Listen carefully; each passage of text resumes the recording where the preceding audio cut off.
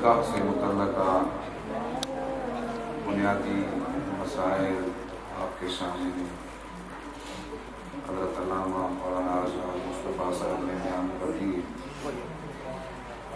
طریقہ نکاح بہت سارے طلباء حضرات یہاں تشریف فرما ہیں۔ اگر کسی جگہ یہ ڈیوٹی سونپ دی جائے کہ دو مسلمانوں کے درمیان نکاح کرنا ہے تو کون سا طریقہ اختیار کیا جائے گا؟ اس میں بنیادی طور پر دو رکن ہیں اور ایک شرط ہے۔ رکن نہ پایا جائے تو بھی چیز کا وجود متحقق نہیں ہوتا، اور شرط نہ پائی جائے تو بھی مشروط وجود میں نہیں آ سکتا۔ لہذا رکن بھی لازم اور شرط بھی لازم، اس کے بغیر نکاح متحقق نہیں ہوگا۔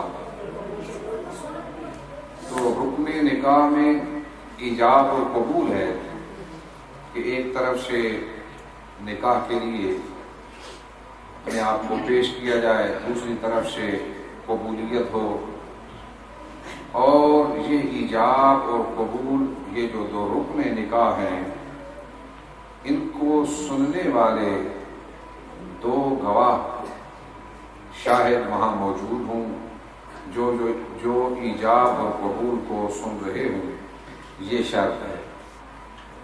شرط کے بغیر مشروط کا وجود متحقق نہیں ہوتا، کیونکہ میرے آقا کریم صلی اللہ علیہ وآلہ وسلم کا ارشاد گرامی ہے،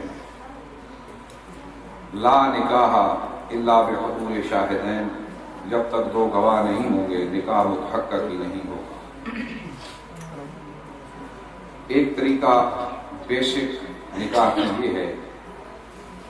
اب رہا یہ مسئلہ کہ ہمارے ہاں جو طریقہ مروج ہے عرف میں، تو اس کے لحاظ سے نکاح کروانے کی ذمہ داری اگر سونپ دی گئی ہو تو کیا طریقہ استعمال کیا جائے گا؟ سب سے آسان طریقہ یہی ہے کہ عورت کی طرف اس کا ولی یا بطور وکیل کوئی انسان اس سے اجازت طلب کرنے کے لیے جائے۔ وہ چونکہ عورت کو محفل میں لانا بے حیائی پہ دلالت کرتا ہے، تو اسلام نے ہر جگہ حیا کا درس ہمیں عطا کیا ہے۔ اس لیے بے حیائی اور وقاحت سے بچنے کے لیے عورت کو محفل میں نہیں لایا جاتا۔ اس کا کوئی ولی جسے نکاح کر دینے کا اختیار ہو، اس کی صورت یہ ہے کہ وہ نابالغ ہو تو وہ محفل میں نکاح کر کے دے سکتا ہے۔ اور ولی کون ہوگا؟ وہ اس کا باپ ہے، اس کا دادا ہے، اس کا بھائی ہے، اس کا چچا ہے۔ تو جس طرح وراثت میں اسباب کی ترتیب ہے تو یہاں بھی یہی ترتیب ہوگی۔ اب ایک طریقہ یہ ہے کہ عورت اگر بالغہ ہے، عاقلہ ہے، تو وہاں جا کر اس کا باپ، اس کا دادا، اس کا بھائی یا اس کا چچا اگر خود جا کر اس بات کی اجازت لیں کہ بچی تیرا نکاح کر دینے کی فلاں آدمی کے ساتھ اجازت ہے، اگر وہ کہہ دے اجازت ہے، اس اجازت کو سننے کے لیے کم از کم دو مرد یا ایک مرد اور دو عورتیں وہاں پہ موجود ہوں کہ واقعی عورت بالغہ عاقلہ بالغہ نے اجازت دے دی ہے فلاں آدمی کو کہ وہ اپنا نکاح اس کا کر کے دے۔ اب وہ آدمی محفل میں آئے گا، وہاں محفل میں بیٹھے بیٹھے وہ ایجاب کرے گا، مولوی صاحب موجود ہوں، کوئی حافظ قاری کوئی آدمی مسلمان موجود ہے، تو سنت طریقہ یہ ہے کہ پہلے وہ خطبہ نکاح پڑھے۔ خطبہ نکاح جب پڑھ لے گا تو یہ ایک سنت ادا ہو جائے گی۔ اس کے بعد بچی کا وہ ولی جس نے اجازت لی تھی یا ولی نہیں ہے، یہاں ولی بھی ایک لحاظ سے اس کی طرف سے وکیل کے طور پہ آ پہنچا محفل میں کہ گویا عاقلہ بالغہ عورت نے اس کو اپنا نکاح کر دینے کا وکیل بھی بنا دیا ہے، جو اس کے الفاظ کو آگے تعبیر کرے گا محفل میں۔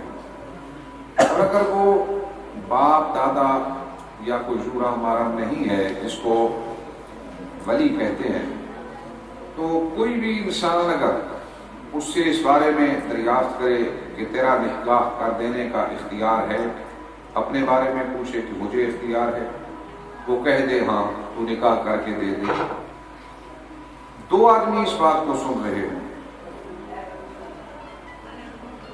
اور ایک طریقہ جو سب سے بہتر ہے وہ یہ ہے کہ اگر ولی نہیں گیا تو پوچھنے والا آدمی بطور وکیل یہ پوچھے کہ تیرا نکاح کر دینے کا اختیار کس کو ہے، وہ ایک سائل کی حیثیت سے تیرا نکاح کر کے دینے کا مختار کون ہے۔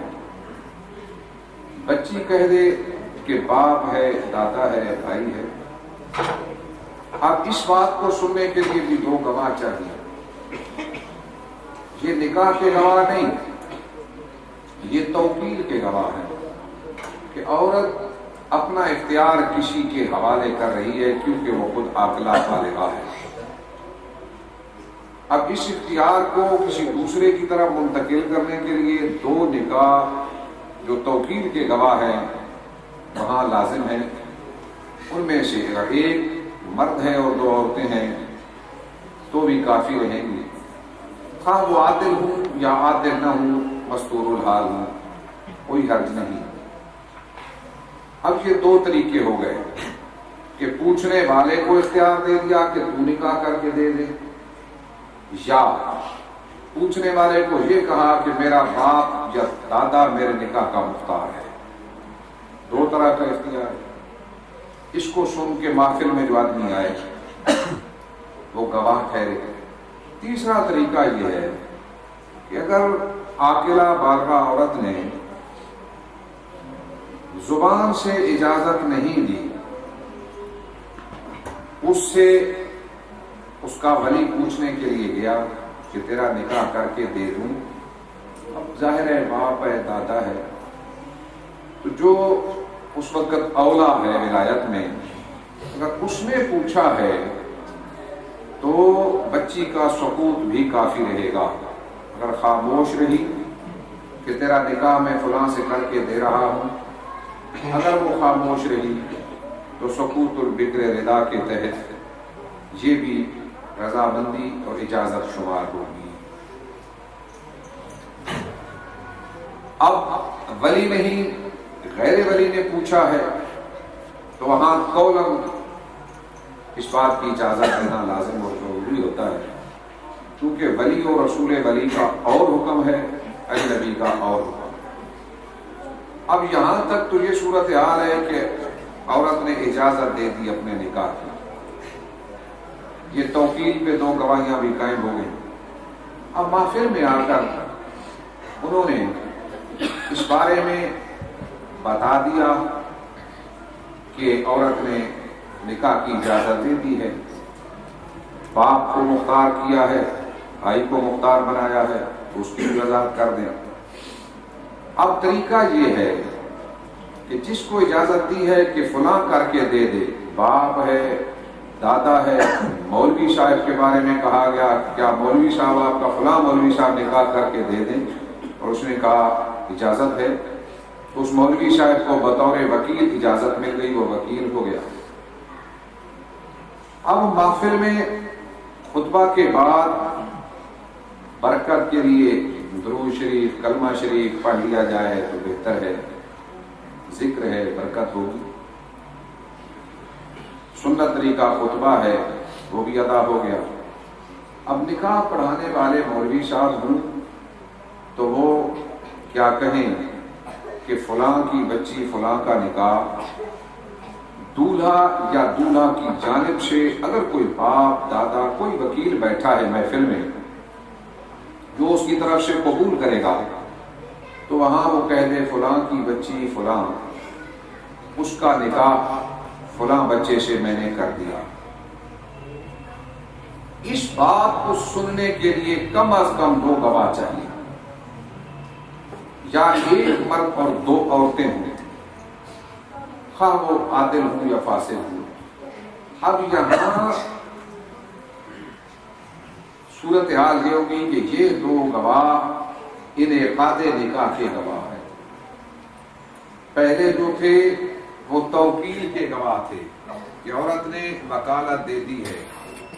ये दोनों जो यहां बैठे हैं, खा वही हूं जो पूछने गए थे या और हूं, उनका नाम रजिस्टर में लिखा जाए या ना लिखा जाए, जितने आदमी ये लफ्ज सुनेंगे कि फलां बच्ची का निकाह फलां बच्चे से कर दिया, मौलवी से ये कहें या उस बच्ची के वालिद से कहलवाया जाए कि तू कह मैंने अपनी फलां बच्ची का निकाह फलां के बच्चे से कर दिया, सबसे बेहतर तरीका यही है, ताकि वकील न बन जाए। हमारे माशरे में एक सुस्ती है कि एक आदमी को वकालत मिलती है, इख्तियार मिलता है, वो आगे मौलवी साहब को वकालत दे देता है। ऐसे नहीं, या तो डायरेक्ट मौलवी साहब के लिए इजाजत तलब की जाए, या बाप दादा के लिए, या जो आदमी पूछने गया अपने लिए वकालत ले और खुद आकर महफिल में कहे मैंने बतौर वकील फलां बच्ची का निकाह फलां से कर दिया।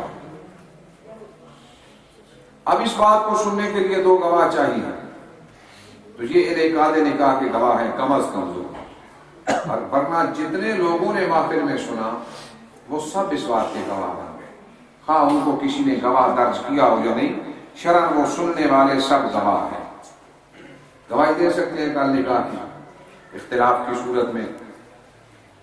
इसमें बेहतर यह है कि जिन आदमियों को भेजा गया तो उनको ऐसे हूं जो नमाजी रोजेदार शरीयत के पाबंद हूं, वंदा से पूछ के आए, और यहाँ महफिल में भी 2 कम से कम ऐसे आदमियों को बिठाया जाए जो आदिल हूं, नमाजी रोजेदार शरीयत के पाबंद हूं, क्योंकि अगर मुस्तकबिल में इख्तिलाफ पड़ गया कि ये निकाह कोई नहीं हुआ था, तो उसके इस बात के लिए 2 आदिल गवाह लाजिम और जरूरी होंगे, वरना काजी गवाही को रद्द कर सकता है।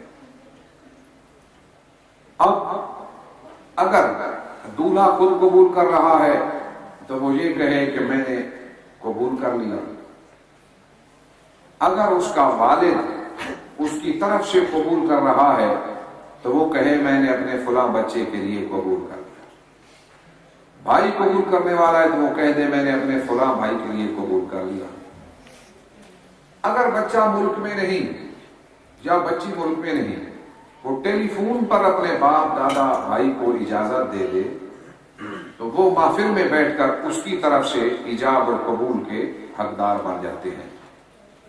अलबत्ता महफिल में इजाब करने वाला भी मौजूद हो, कबूल करने वाला भी असील हो, असल हो या वकील हो, महफिल में बैठा जरूर, तो इन दोनों की मौजूदगी जरूरी है। इस तरह इजाब और कबूल से निकाह मुतहक्कक होगा, और जब ये निकाह एक दफा मुनक़िद हो गया तो शरन इसके अंदर अब कोई गवाह बाकी नहीं रही, तो ये बेस है अगर किसी के जिम्मे हो तो वो आदमी इस अंदाज में निकाह पढ़वाए, और अगर कहीं हो रहा हो तो कोई गलती अगर देखे तो जरूर उनको आगाह कर दे। टाइम मजीद है कि बस काफी, इतना काफी, हाँ इसको दोहराएं, इतना आज काफी है, इससे आगे इंशाअल्लाह अगला ये जो बेस है जो बहुत सारे बच्चों को काम देगी कि कहाँ जिस जगह कोई ऐसी महफिल कायम हो तो लोगों को इस किस्म के मसले से आगाह भी कर दिया करो, और जरूरत पड़े तो उनकी इमदाद और ताउन उनसे किया करो।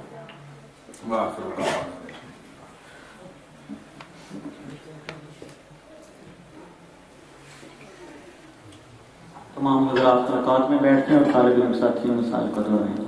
हलकात बना